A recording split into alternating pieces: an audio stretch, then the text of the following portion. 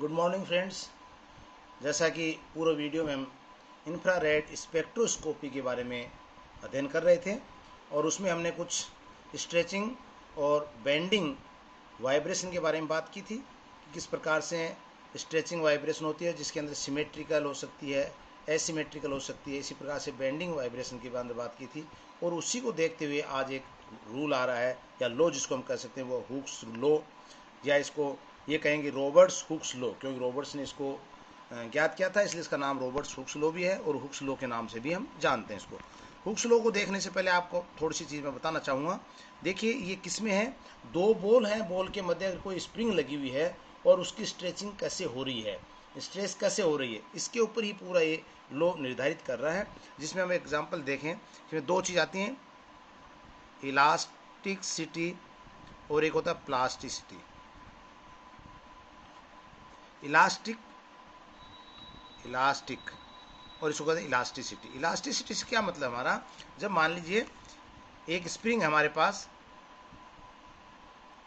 और जिसकी लेंथ हमारे पास एल,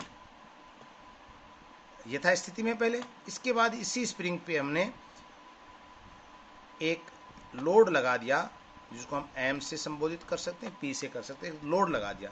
लोड लगाने से आप देखेंगे कि ये स्प्रिंग जो पहले एल थी वो डेल्टा एल की अभिवृद्धि इसमें हो जाती है। इसका मतलब इसमें एक खिंचाव हुआ है। जैसे लोड लगाया, इस लोड को जैसे हमने हटा दिया तो वापस आप देखेंगे कि स्प्रिंग जो है वो अपनी पहले वाली स्थिति पे आ गई, पूर्व स्थिति पे आ गई, यानी सेम पोजीशन पे आ गई। इसका मतलब इलास्टिसिटी या इलास्टिक से हमारा क्या अर्थ है यहाँ पे कि किसी चीज़ के ऊपर हम लोड लगाते हैं, लोड लगाने के पश्चात वो उसमें एक्सटेंशन होता है, फैलाव होता है, और फैलाव के दौरान अगर उस लोड को हटा दिया जाए तो वापस पूर्ववर्ती अवस्था में आ जाती है। ये चीज़ कहलाती है इलास्टिसिटी। इसी और हम देखेंगे प्लास्टिसिटी। प्लास्टिसिटी में क्या होता है, जैसे हमने लोड लगाया, लोड लगाने पर एक्सटेंशन हुआ, लेकिन लोड को हटा देंगे तो वापस वो वैसा का वैसा बना रहेगा। इसका मतलब वो वापस पहले वाली स्थिति में नहीं आएगी। ये कहलाती है प्लास्टिसिटी की स्थिति। अब आप देखिए इसके अंदर ये स्थिति जब हम देखते हैं, इसका मतलब फोर्स जो है वो डायरेक्टली प्रोपोर्शनल हो गया एक्स। एक्स हमारे पर क्या है, एक्सटेंशन, एक्सटेंशन या कहते हैं एलोंगेशन एक्स, और इसको हम कह सकते हैं एफ बराबर के एक्स। एफ क्या है यहाँ पे, अप्लाइड फोर्स जो हमने एक्सटेंशन के लिए अप्लाइड किया था वो फोर्स एफ है, और के क्या है यहाँ पे, कांस्टेंट। और ये किस पे निर्भर करता है, जो हमने स्प्रिंग ली है, स्प्रिंग ली है उसकी साइज क्या है और उस साइज के अनुसार उसका स्टेपनेस क्या है और उसकी स्ट्रेंथ क्या है।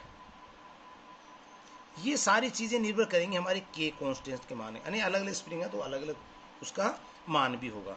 एक्स क्या है, एक्सटेंशन, जो फैलाव, जो डिस्टेंस डिस्प्लेसमेंट हुआ उसके बारे में हमें एक्स जो है बता रहा है। तो यहाँ पे डेल्टा एल अभिवृद्धि और ये एक्स है। अगर इसको हम इस रूप में भी ले लें, एफ बराबर माइनस के एक्स भी कह सकते हैं। क्यों कहेंगे, क्योंकि उस समय एफ जो होगा वो क्या होगा, आर एफ बोल देते हैं इसको, यानी रेजिस्टेंस फोर्स।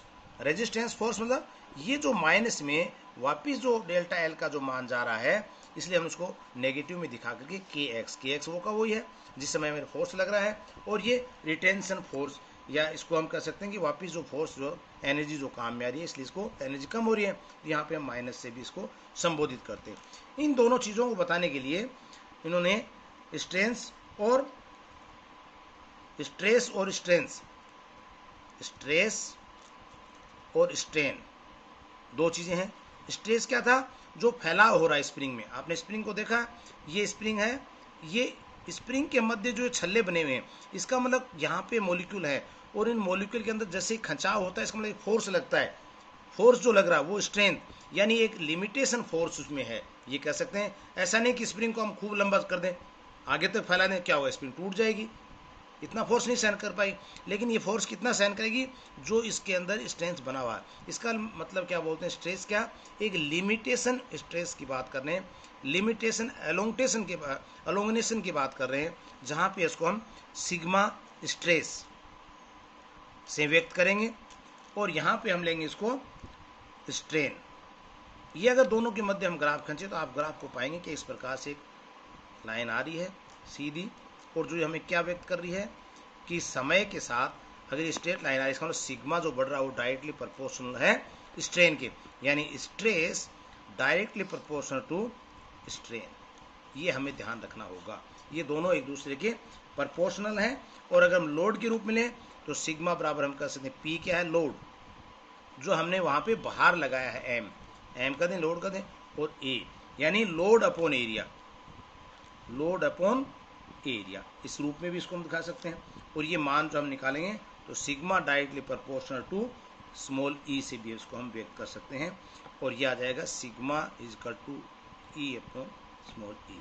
और यहाँ पे एक्सटेंशन के रूप में अगर हम लें तो सिग्मा अपॉन स्मॉल ई, यानी न्यूटन मीटर स्क्वायर के अंदर इसको हम बात कर सकते हैं। और ये ई जो है ये क्या है, यंग मॉड्यूलर,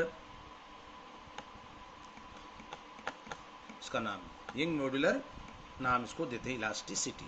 तो ये एक लिमिटेशन के अंदर किसी स्प्रिंग को हम किस तरह से फैलाव करते हैं, वो स्प्रिंग अपने वापस उसी स्थिति में आती है, उस दौरान उसके डेल्टा एल में अभिवृद्धि होती है, और वो डायरेक्ट स्ट्रेस जो है वो स्ट्रेन के व्युत्क्रमानुपाती होता है, प्रोपोर्शनल होता है।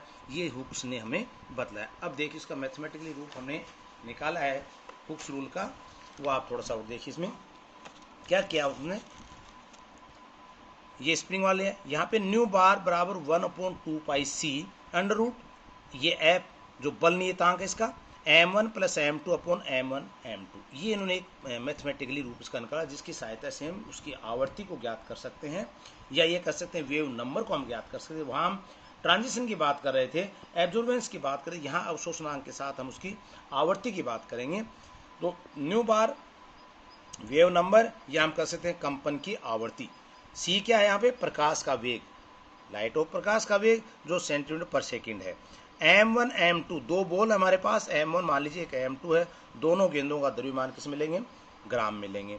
और f जहाँ पे हम बात करें बल स्थिरांक, ये क्या है, डाइन पर सेंटीमीटर से हम इसको नाप सकते हैं। तो ये चीज़ सारी अगर हम कैलकुलेट कर लें तो उसकी आवर्ती जो है ज्ञात की जा सकती है। फॉर एग्जाम्पल हमने CH कार्बन हाइड्रोजन का एक एग्जाम्पल हमने यहाँ लिया, कार्बन 12 हाइड्रोजन 1, बंद के कंपन में अवशोषण किस क्षेत्र में होगा, अगर हम ये ज्ञात करें, इसका मान हम इस हमारे फॉर्मूला में पुटअप करेंगे तो आप पाएंगे इस मान से न्यू बार का मान जो 3032 पर सेंटीमीटर आ रहा है। इट मीन्स अगर ये वास्तव में मान प्रैक्टिकली हम देखा जाए तो कार्बन हाइड्रोजन तनन स्ट्रेचिंग कंपन वाइब्रेशन का जो मान है वो 2850 से लेकर 3000 के मध्य है। इसका मतलब ये लगभग इसके बराबर आ रहा है कि मध्य का अवशोषण प्रदर्शित कर रहा है। तो हुक के नियम से भी अगर इसका मान निकालते हैं हम तो ये मान उसी अकॉर्डिंग आता है जैसा कि हमारे पास प्रैक्टिकली मान आया हुआ है। अब क्या कहते हैं, कंपन की आवर्ती उस बंद के बल स्थिरांक के वर्गमूल के समानुपाती होती है। ये आवर्ती किसके, बल स्थिरांक के वर्ग के समानुपाती है। ये जो बल है, बल स्थिरांक जिसकी हम बात कर रहे हैं, यानी उसका फोर्स क्या है। जिस तरह से हमें कंपाउंड के लिए हम मेल्टिंग पॉइंट और बॉइलिंग पॉइंट की बात करते हैं, वो किस आधार पे करते हैं कि उसका एक फिजिकल करेक्टर हमारे समझ में आ जाए कि इसका मेल्टिंग पॉइंट ये है, बॉइलिंग पॉइंट ये है। उसी तरह से बल स्थिरांक भी कार्य करता है, और वो उसका क्या बताता है, स्प्रिंग की दृढ़ता क्या है, स्टिफनेस क्या है, और उसकी सामर्थ्य क्या है, उसके ब्याह पे हम इसको ज्ञात कर सकते हैं।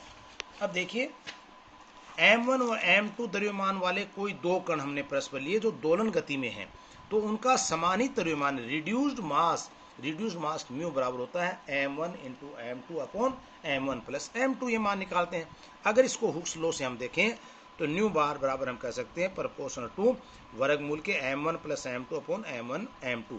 अगर ये मान हम म्यू की तरह रखेंगे तो ये उल्टा हो जाएगा, तो आप देखेंगे कि न्यू बार बराबर या प्रोपोर्शनल टू क्या होगा, अंडर रूट 1 अपॉन म्यू। इसका मतलब क्या हुआ, किसी तंत्र के अवशोषण की जो आवर्ती है वो उसके समानित द्रव्यमान के वर्गमूल के व्युत्क्रमानुपाती होती है, वर्गमूल के व्युत्क्रमानुपाती होते हैं। अतः तंत्र के द्रव्यमान में वृद्धि से अवशोषण की आवर्ती में कमी होगी, यानी जैसे जैसे अगर मान लो उसका मास बढ़ रहा है, द्रव्यमान बढ़ रहा है, तो उसकी आवर्ती के मान में कमी होती जाएगी, क्योंकि इन्वर्सली आ रहा है यहाँ पे मान। फिर कुछ पॉइंट हम लेते हैं इसमें। देखिए रासायनिक बंध जितना मजबूत होगा, यानी दो परमाणु के मध्य केमिकल बॉन्ड जितना मजबूत होगा, उसके तनन में उतनी ही अधिक ऊर्जा की आवश्यकता पड़ेगी, क्यों जितना स्ट्रॉन्ग बॉन्ड होगा दोनों में, उसको तनन कंपनसेशन में, वाइब्रेशन में उतनी ज़्यादा स्ट्रेस करने में ऊर्जा की आवश्यकता होगी, क्योंकि ऊर्जा का हम जानते हैं E बराबर एच न्यू, जो दोनों प्रोपोर्शनल हैं। जैसे जैसे E बढ़ेगा न्यू भी बढ़ेगा, इसका मतलब ऊर्जा बढ़ेगी तो ये न्यू का मान भी बढ़ेगा, के कारण तनन की आवृत्ति का मान भी उच्च होगा।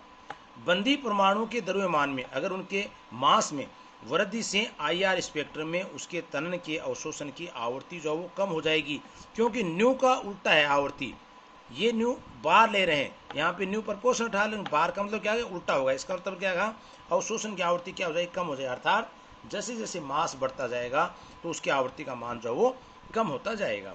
जैसे कार्बन बॉन्ड कार्बन की बात हम करें, बॉन्ड एनर्जी का मान जो है 368 किलो जूल पर मोल है।